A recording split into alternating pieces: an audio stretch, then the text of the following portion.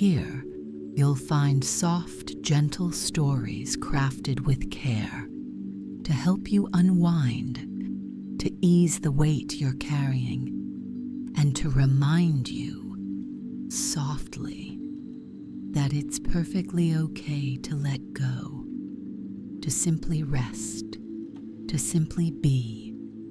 Tonight, we'll take a slow, dreamy stroll through the craziest royal family feuds, a journey into the quiet corners of history, where the stories of kings and queens remind us that even across centuries, the hopes, struggles, and dreams of the heart remain the same. But there is no need to remember anything, no need to follow every word. This story is simply here to keep you company, to give your mind something soft and kind to wander through as you drift toward sleep. So wrap yourself in your favorite blanket, breathe deeply, and allow yourself to relax completely. You are safe here, you are welcome here, and it's time to rest.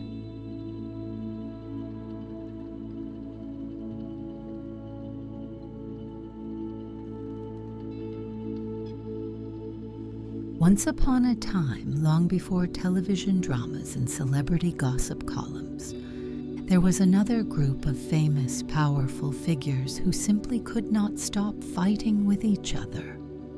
They lived in castles instead of penthouses. They wore crowns instead of sunglasses indoors. And they waged battles with swords, alliances, marriages, and sometimes poisoned dinners. These were the royal families of history. And if you think your family gatherings are awkward, just wait until you hear what happened when kings, queens, dukes, and duchesses decided to air their grievances. Tonight, we drift back through the corridors of time, peeking quietly into palaces, courtrooms, and dimly lit council chambers, where some of the greatest family feuds in history were born. Not all over land, not always over politics. Sometimes, often, over hurt feelings, jealousy, misunderstandings, and the simple, timeless human talent for taking things far too personally. You'll meet brothers who couldn't sit at the same table without launching wars, cousins who plotted each other's downfall while exchanging polite letters, and entire dynasties that seem destined to turn every family dinner into an international incident. But don't worry, tonight there are no battles to fight, no royal courts to attend, no secret plots to uncover. Tonight, we simply wander, like sleepy historians, through the candlelit halls of the past, observing the drama from a safe, cozy distance, listening, smiling a little, and gently drifting toward dreams, where everyone, even the most dramatic kings and queens, eventually finds a little peace. Our first stop, a legendary feud that turned brothers into bitter rivals and an entire kingdom into a family argument of epic proportions. Let's meet the Plantagenets, the Anjou dynasty, a family who could have written the script for every soap opera ever made if they hadn't been too busy declaring war on each other. Let's keep going. Once upon a time, in the turbulent 12th century, there lived a royal family so quarrelsome, so fiercely competitive, that historians still look back at them today and gently shake their heads. They were the Plantagenets, also known as the House of Anjou. And if history were a stage play, they would have been the cast that never made it past rehearsal without a sword fight. At the heart of this storm of ambition and stubbornness was King Henry II of England. A brilliant but fiery ruler who somehow managed to build an empire stretching from the wild coasts of Ireland to the warm fields of southern France, while simultaneously raising 4 sons who spent most of their time plotting against him and each other. Their names were Henry the Young King, Richard the Lionheart, Geoffrey of Brittany, and poor John, who would later be known as John Lackland, a nickname that says pretty much everything. You might think royal brothers growing up in castles with feasts, tutors, and glittering futures ahead of them would be content, maybe even friendly. But no. The Plantagenet brothers fought with the energy of people who had been locked in the back seat of a carriage together for 14 years without snacks. They plotted, rebelled, made secret alliances with their father's enemies, and in one particularly charming moment, allied with their own mother, Eleanor of Aquitaine, to overthrow their father altogether. Family vacations must have been an absolute delight. Henry the Young King wanted more power than his ceremonial crown offered. Richard wanted more independence, and ideally, his father's head on a platter. Geoffrey, the classic middle child, spent his time switching sides faster than a merchant switching coins at a fair. And John mostly wanted to make sure he got something, anything, preferably before his brothers noticed. At one point, the family feud grew so chaotic that the King of France, normally an enemy of England, became a kind of unofficial family counselor, hosting the sons and plotting with them to pressure their father. Imagine your teenage children are so insufferable that your greatest national rival says, "Here, let me help you with them." Despite the betrayals, the shifting alliances, and the occasional outright war, there were moments of weary reconciliation, fasts where everyone smiles stiffly across the table, treaties sealed with half-hearted oaths and glazed expressions. But somehow, inevitably, another feud would spark, another grudge would fester, another battle would loom. Because in the end, the Plantagenets were not just fighting for land or titles. They were fighting for pride, for love, for the impossible wish to be the one who mattered most.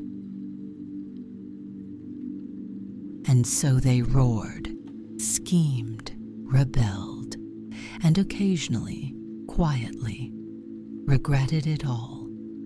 Because even in royal families, even in great halls with glittering banners and roaring fires, a feud between loved ones leaves a quieter, colder ache than any battle. Tonight, though, we leave them to their endless squabbles. We step softly away from the clang of swords and the sharp words spoken in anger, and we drift forward toward another royal house where the walls were even thicker, the marriages even trickier, and the family tree looked less like a tree and more like a knot. Let's pay a sleepy visit to the mighty and magnificently complicated House of Habsburg. Now we drift forward in time and east across the map to meet one of the most powerful, famous, and quietly most dramatic families in European history, the Habsburgs. The Habsburg dynasty began rising to prominence in the late 1200s when a shrewd and determined count named Rudolf of Habsburg was elected Holy Roman Emperor. And once the family found their way into power, they clung to it with both hands for centuries. Unlike many royal houses that fought endless wars to expand their domains, the Habsburgs perfected another method: marrying strategically. It became a family motto: let others wage wars, you, happy Austria, marry. And marry they did. To Spain, to Hungary, to Burgundy, to Portugal.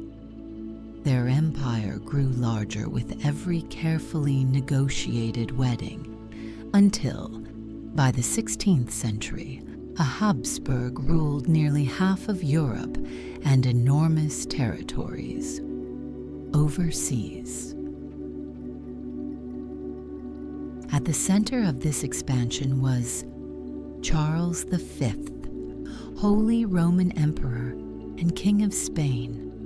Born in 1500, he inherited so many titles and territories from his parents and grandparents that his royal signature could have filled an entire scroll by itself.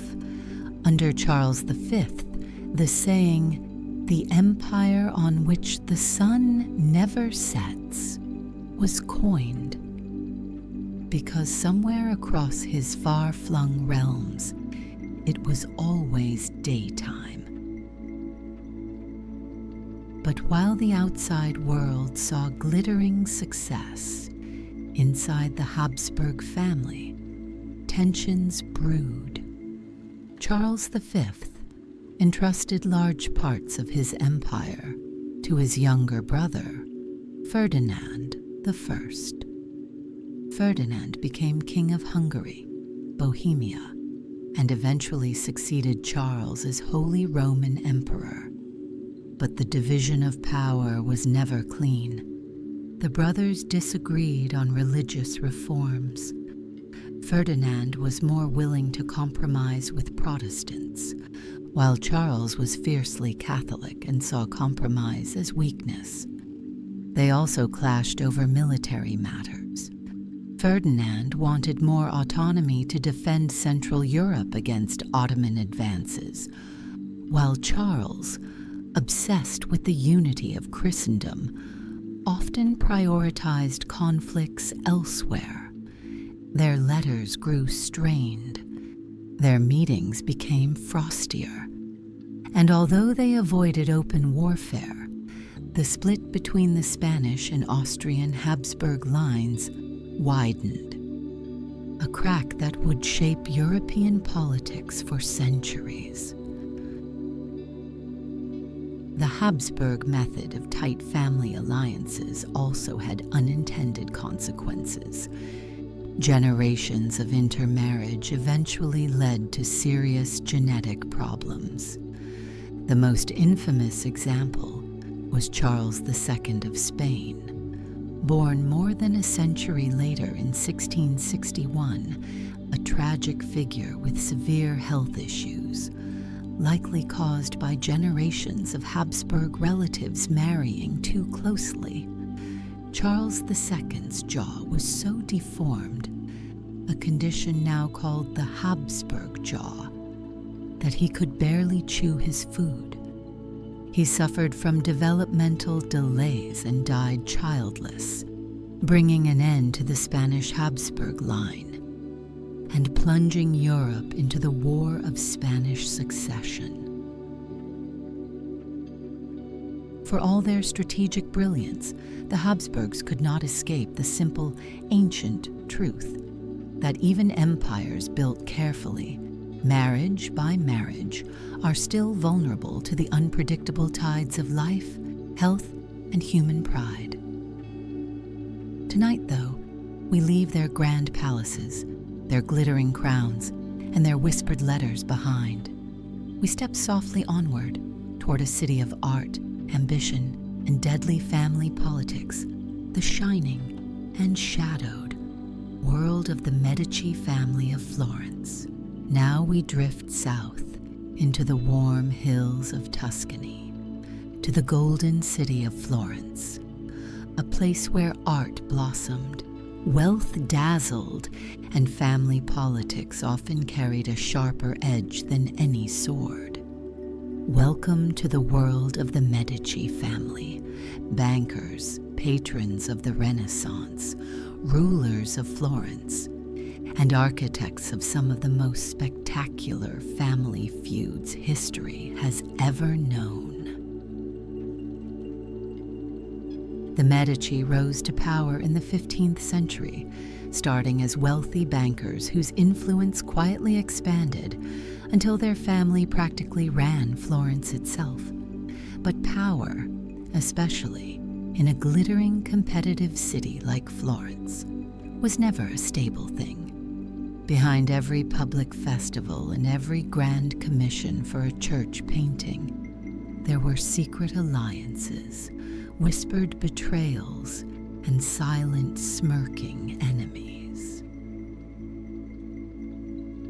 The most famous feud unfolded during the lifetime of Lorenzo de' Medici, known to history as Lorenzo the Magnificent. Lorenzo was a master of diplomacy, charm, and survival. Under his leadership, Florence became a cradle of Renaissance art and culture. He supported greats like Michelangelo and Botticelli, funding beauty while fending off political chaos. But not everyone adored the Medici rise. Other noble families, especially the ambitious Pazzi family, chafed under Medici dominance. And so, in 1478, the Pazzi conspired to end the Medici rule, dramatically. On a spring morning during High Mass at the Grand Cathedral of Florence, the Pazzi plotters made their move. They attacked Lorenzo and his brother, Giuliano de' Medici, with knives drawn right at the altar. Giuliano was killed. Lorenzo, though wounded, escaped. His survival largely thanks to quick thinking, loyal allies, and perhaps the universe's deep preference for dramatic cliffhangers. In the bloody aftermath, the people of Florence, fiercely loyal to the Medici, turned on the conspirators with a fury. The Pazzi name was outlawed, their lands seized, their very memory scrubbed from public life. And Lorenzo, now more powerful than ever, went on to rule Florence, not just with skill, but with the air of a man who had survived the impossible. But Medici drama didn't end with Lorenzo. Over the centuries, family members continued to feud quietly, maneuvering for power in the court of Florence, the Vatican, and later, the Grand Duchy of Tuscany. There were marriages arranged more for strategy than love, alliances that shifted with the changing political winds and the occasional quiet poisoning, whispered about behind closed doors, never publicly proven, but strongly suspected whenever a rival dropped dead just a little too conveniently. Yet despite their endless internal battles, the Medici left behind a breathtaking legacy, art, architecture, and a dazzling reminder that even in the most tangled families, genius and ambition can coexist with chaos. Tonight, though, we leave their marble halls and candlelit cathedrals and drift onward to the colder, sharper courts of Eastern Europe, where cousins ruled vast lands and turned their shared blood into bitter rivalry.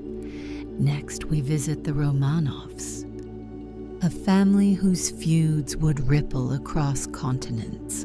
Now we drift eastward, beyond the glittering courts of Florence, across the broad plains of Europe, and into the vast, snow-laced world of Imperial Russia.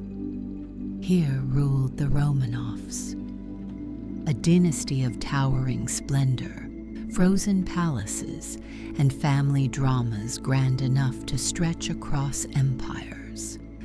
The Romanov family began their reign in 1613, when a shy young noble named Mikhail Romanov was crowned Tsar of Russia. Over the centuries, they expanded their reach, claiming icy forests, golden domes, and cities rising from the frozen earth.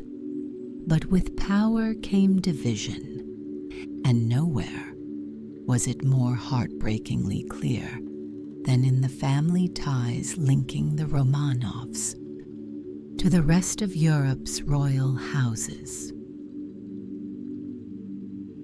By the 19th century, Europe's kings and queens were bound together by an intricate web of marriages, a glittering tapestry of alliances, loyalties, and jealousies.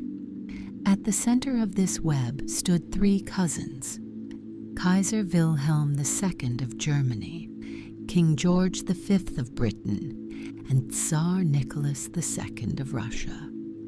They were grandchildren of the formidable Queen Victoria, raised to rule, taught to smile politely at family dinners, and expected to maintain the delicate balance of European peace.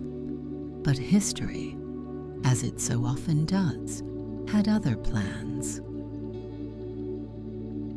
Despite their childhood affection, letters written in nicknames, gifts exchanged, fond visits, the cousins found themselves drifting into distrust. Wilhelm, impetuous and ambitious, longed for Germany to take its place in the sun, seeking colonial power and military strength. George, steady and cautious, preferred diplomacy and quiet dignity. Nicholas, gentle but deeply ill-suited to the burdens of absolute rule, struggled to balance Russia's growing unrest with his loyalty to tradition. As tensions in Europe rose like gathering storm clouds, the family ties that once bound the cousins together frayed. Treaties were tested, pacts were signed, and in 1914, after the assassination of Archduke Franz Ferdinand, the cousins' empires tumbled into the First World War, a catastrophe that would end millions of lives and shatter the Romanovs forever. Tsar Nicholas II, pressed by war, revolution, and the crumbling loyalty of his people, abdicated his throne in 1917. He and his family were placed under house arrest, their glittering world reduced to simple rooms, rationed meals, and guarded silences. In 1918, the last Tsar of Russia and his family were executed. A quiet, tragic end to a dynasty that once ruled a sixth of the earth.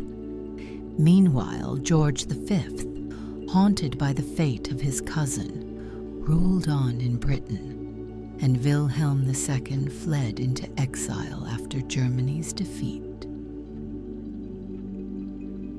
What began as family affection as photographs of young princes in sailor suits smiling side by side ended in suspicion, betrayal, and irreparable loss. A reminder that even among crowns and empires, human hearts are delicate things, easily wounded, easily lost. Tonight, though, we do not linger in sorrow. We drift onward past battlefields, past broken thrones, toward another royal house, one equally famous for its breathtaking drama, the Tudors of England. Betrayals, beheadings, and enough family plotting to fill a dozen novels await. But tonight, we visit them with sleepy smiles, because history, even at its sharpest, softens in the quiet glow of dreams. Now we drift westward, across the narrow seas, to a small island kingdom where the air is thick with legends, ambition, and family feuds that could, and sometimes did, change the fate of an entire nation overnight. Welcome to England. Welcome to the House of Tudor. The Tudors were a dynasty born of war, the first Tudor king. Henry VII seized the crown in 1485 after the Bloody Wars of the Roses, a long and brutal civil war between two rival branches of the royal family. By the time Henry's reign began, England was exhausted, families torn apart, loyalties shattered. The Tudors promised stability, and for a time they delivered it, but not without considerable drama. Henry VII himself spent much of his reign suspicious of nearly everyone, especially other claimants to the throne. He married Elizabeth of York to unite the warring houses, but never quite stopped looking over his shoulder. Their son, however, would take the Tudor drama to dazzling new heights. Henry VIII Dash, perhaps the most famous Tudor of all, ruled with confidence, brilliance, and a sense of personal importance, large enough to require its own zip code. Henry VIII began his reign as a golden prince, handsome, athletic, beloved. But over time, as pressures mounted and heirs failed to materialize, he grew restless, and his family, wives, daughters, cousins, ministers, paid the price.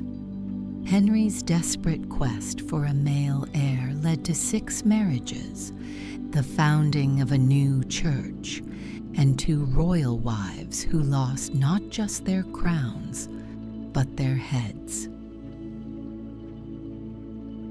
And the family tensions did not end with Henry's death. His children, Mary I, Elizabeth I, and Edward VI, inherited not only the throne, but a legacy of mistrust. Edward VI, a boy king, ruled briefly before dying young, his reign shadowed by powerful nobles vying for control. Mary I, a devout Catholic, tried to undo her father's religious reforms, leading to bitter persecution and the nickname Bloody Mary. Elizabeth I, perhaps the most brilliant of the Tudors, spent her reign walking a political tightrope, surrounded by schemers and would-be usurpers, never marrying, never fully trusting, always aware that at any moment a cousin's ambition could spell her end. Feuds among the Tudors weren't whispered in dark halls.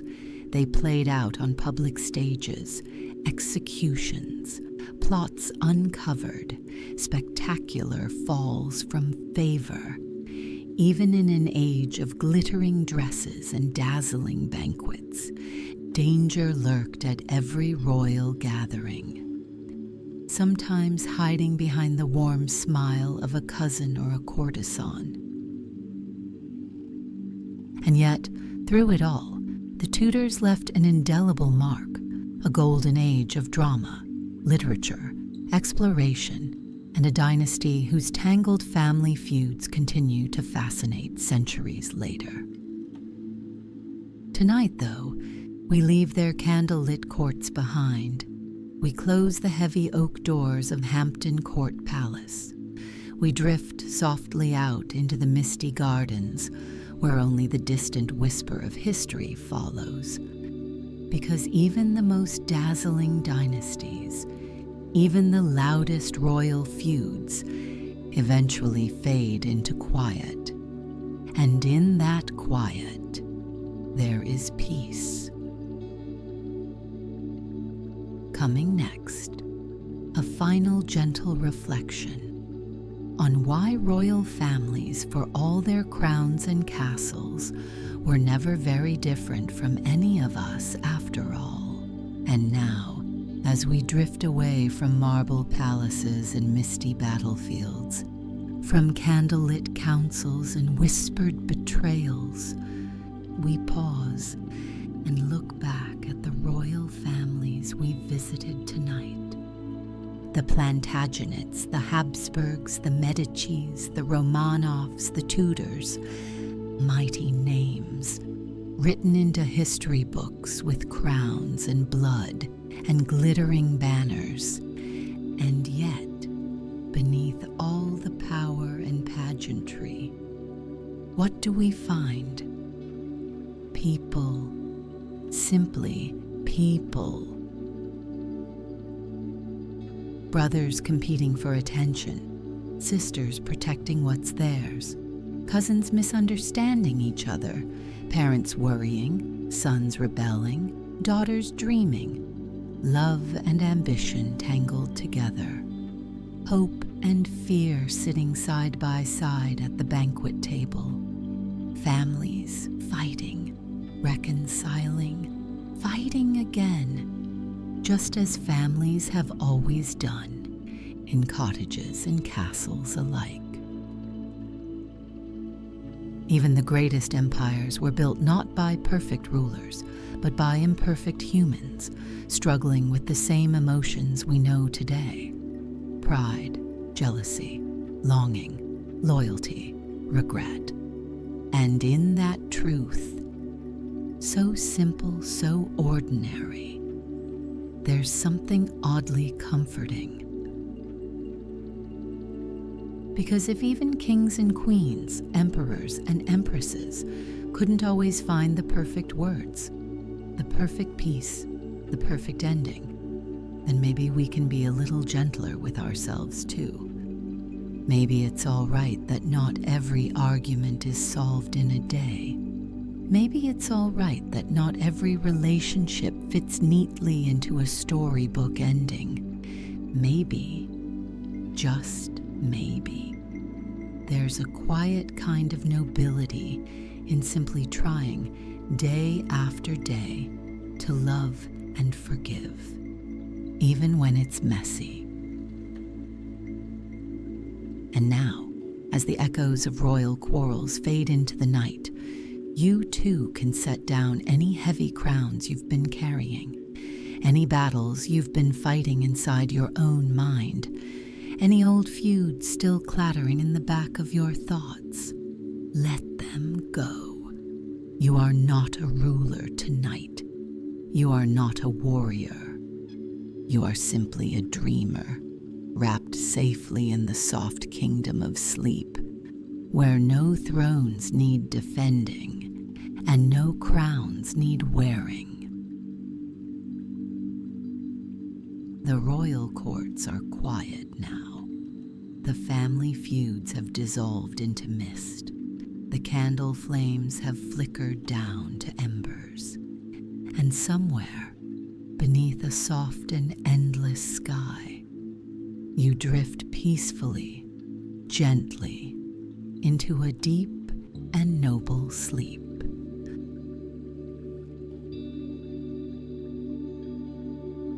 Good night, quiet dreamer. Sleep well.